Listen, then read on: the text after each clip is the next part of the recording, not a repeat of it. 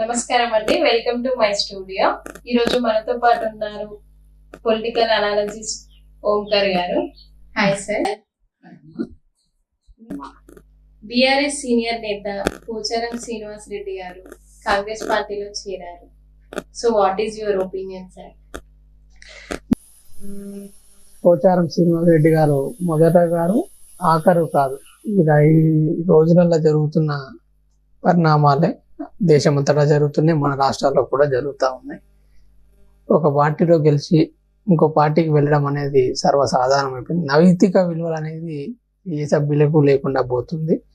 అలాగే చేర్చుకునే పార్టీ నాయకులకు కూడా అవసరాల రీత్యా నాయకులకు అవసరాల రీత్యా చేరుతా ఉన్నారు. వారు ముందుగా ఒక అందమైన పదం చెప్తారు, మా నియోజకవర్గ అభివృద్ధి కోసం చేరుతా ఉన్నాం, కార్యకర్తలు కోరుకుంటా ఉన్నారు. అంతకుమించి వాళ్ళు చెప్పేది ఏముంది. ఇది కొత్త కాదు. 2014లో కేసీఆర్ గారు గెలిచినప్పుడు కూడా అన్ని పార్టీల సభ్యులను తీసుకున్నారు. 2018లో వారికి స్వతహాగా 88 మంది ఎమ్మెల్యేలు వచ్చినా కూడా తీర్చుకున్నారు. ఇప్పుడు కాంగ్రెస్ పార్టీ అధికారంలో ఉంది, దాని వాళ్ళు రిమైన్ చేస్తున్నారు. తాను నిలిపిన విద్య నీలదాక్ష అన్నట్టు జరుగుతా ఉంది తెలంగాణలో. 2014లో బీఆర్ఎస్ ప్రభుత్వం ఏర్పడ్డప్పుడు వారికి 63 మంది ఎమ్మెల్యేలు వచ్చారు. వారు అప్పుడు బయట పార్టీ నుండి గెలిచిన తెలుగుదేశం పార్టీ, కాంగ్రెస్ పార్టీ, ఏకైక ఎమ్మెల్యే గెలిచిన కమ్యూనిస్ట్ పార్టీ నుండి వారు వాళ్ళ పార్టీలో చేర్చుకున్నారు. అప్పుడు దానికి అందమైన పేరు పెట్టారు కేసీఆర్ గారు. మాకు సంఖ్యాబలం తక్కువ ఉంది, ఎవరు ఏమైనా చేయొచ్చు, ప్రభుత్వం కూలగొట్టే ప్రయత్నాలు ఉన్నాయంటే తెలంగాణ ప్రజానికంగా వారిని ఆహ్వానించారు. 2018లో మళ్ళా 88 ఎమ్మెల్యేతో భారీ మెజారిటీ ఇచ్చారు. అయినా కూడా వారు అంతటితో ఆగలేదు. ఎంఐఎం పార్టీతో దోస్తీగిన కొనసాగించారు. వాడుకున్న 7 ఎమ్మెల్యేలతో చూసుకుంటే వారికి 95 మంది ఎమ్మెల్యేలు అయ్యారు. అయినా కానీ వారు ఆగలేదండి. మిగతా కాంగ్రెస్ పార్టీలో గెలిచిన వారందరినీ తీసేసుకున్నారు. సో ఇప్పుడు అంత భారీ మెజారిటీ ఇచ్చిన వారే తీసుకోగా ఇప్పుడు కాంగ్రెస్ పార్టీ అదే చెప్తుంది. 2023 డిసెంబర్లో వారికి 64 ఎమ్మెల్యేలు మాత్రమే గెలుచుకున్నారు. మిత్రపక్షం ఒక ఎమ్మెల్యేతో పోల్చుకుంటే 65. వీరు కూడా అదే పార్టీ చెప్తా ఉన్నారు. ఎందుకంటే దీనికి ఒక ముఖ్యమైన కారణం కూడా ఉంది. గెలిచిన మొదటి రోజు నుండే బీఆర్ఎస్ నేతలు మీ ప్రభుత్వం 1 రోజు ఉండదు, 4 రోజులు ఉండదు, 6 నెలలు ఉండదు అని శాపనార్థాలు పెట్టే ప్రయత్నం చేశారు. ఎవరైతే అన్నారో ముందుగా వాళ్ళనే పార్టీలో చేర్చుకోవడానికి ప్రయత్నం జరుగుతున్నట్టు కనిపిస్తూ ఉంది. ఇప్పుడు వారు చెప్పుకోవడానికి ఒక నరేటివ్ ఉంది. మీరే అంటారు మా ప్రభుత్వం కూలిపోతుందని.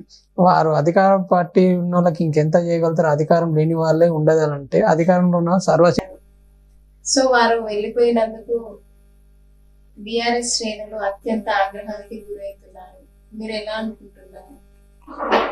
అందులో నిజమైతే ఉందమ్మా, బాధ అయితే ఖచ్చితంగా ఉంటుంది. పార్టీ కార్యకర్తలకు కానీ వారి కానీ ఎదుటి వ్యక్తిని మనం ప్రశ్నించేటప్పుడు ముందు తనది తానుగిన గుర్తు చేసుకోవాలి. వీరు 2014లో బయట పార్టీ వ్యక్తులను చేర్చుకునేటప్పుడు ఇదే కార్యకర్తలైన పార్టీ అడగాల్సింది, మనకే స్వతహాగా ఎమ్మెల్యేలు ఉన్నారు కదా, మీరు ఎందుకు చేర్చుకుంటున్నారు అని. అప్పుడు అడగనప్పుడు ఇప్పుడు అడిగే హక్కు, నైతిక హక్కు కోల్పోయారు బీఆర్ఎస్ పార్టీ. అందుకే మీరు చూడండి, పెద్ద నాయకులు ఎవరిగినా మీడియా ముందుకు వచ్చి దీని గురించి ప్రశ్నిస్తలేదు. తనకు తాను తెలుసు, నేను చేసిన తప్పే ఇప్పుడు మళ్ళా నన్ను ఇలా వెంటాడుతుంది అనేది వాళ్ళకు కూడా తెలుసు. ఇప్పుడు కాంగ్రెస్ పార్టీ కూడా తీసుకుంటుంది. రేపు పొద్దున వీరికి అధికారం ఉన్నంత వరకు పర్లేదు, అధికారం కోల్పోతే వీళ్ళ పార్టీ నుండి మళ్ళా గయారం స్టార్ట్ అవుతుంది. ఇప్పుడు దేశం అంతటా చూస్తున్నామమ్మా, మన రాష్ట్రంలో కానీ, పక్కన ఆంధ్రప్రదేశ్ కానీ, అటు పక్కన కర్ణాటకలో కానీ చూస్తూనే ఉన్నాం. అన్ని రాష్ట్రాల్లో ఇప్పుడు మెయిన్గా వచ్చే పోచారం శ్రీనివాస్ రెడ్డి గారికి మంచి రాజకీయ భవిష్యత్తు ఇచ్చారు, కేసీఆర్ గారు కల్పించారు. అయినా సరే వారు ఇవాళ దాన్ని కాదనుకొని వచ్చి దీంట్లో చేరారు. దీనికి ముఖ్యంగా మనం చూసుకోవాల్సింది, శ్రీనివాస్ రెడ్డి గారికి మంత్రి పదవి ఇస్తామని మీడియాలో చెప్తున్నారు సార్, అది ఎంతవరకు నిజం అంటారు? దాంట్లో అయితే కొట్టిపారేయలేమమ్మా. ఎందుకంటే గత ప్రభుత్వం కింద బయట పార్టీ ఎమ్మెల్యేలను చేర్చుకొని మంత్రి పదవులు ఇచ్చిన దాఖలాలు ఉన్నాయి. వీరిగిన సీనియర్ మంత్రిగా పనిచేశారు, గతంలో కాంగ్రెస్ లో కూడా ఉన్నారు. వీరి అనుభవం రీత్యా వాళ్ళు ఇచ్చి ఉండొచ్చు. ఎందుకంటే ప్రజెంట్ మన తెలంగాణలో 18 మంది మంత్రి పదవులకి 12 మంది మాత్రమే ఉన్నారు, ఇంకా 6 ఖాళీలు ఉన్నాయి. ఇందులో నిజం ఉంది అనుకోవడానికి మనకి నమ్మవచ్చు కూడా, కానీ ఎంతవరకు అనేది మీడియా వచ్చేసే ప్లేస్ మనం నమ్మకూడదమ్మా. చూస్తుండాలి భవిష్యత్తులో మరి ఏం జరుగుతుంది అనేది. కాంగ్రెస్ పార్టీలో చేరిన బీఆర్ఎస్ ఎమ్మెల్యేలపై స్పీకర్ డిస్క్వాలిఫై చేస్తారా? ముందుగా పోచారం శ్రీనివాస్ రెడ్డి గారి గురించే మాట్లాడుకోవాలి. గత ప్రభుత్వంలో వారు స్పీకర్గా చేశారు.